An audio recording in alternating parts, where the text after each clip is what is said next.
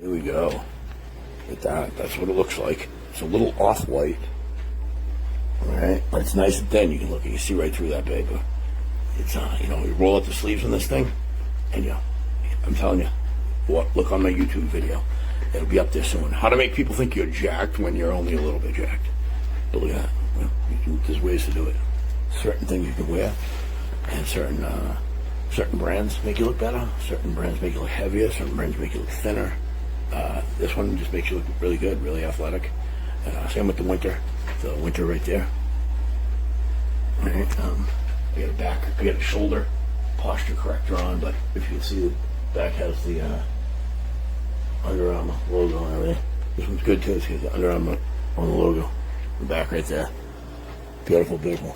Got all the same stuff with all that Under Armour. Beautiful, beautiful. All right, cool. Bye bye.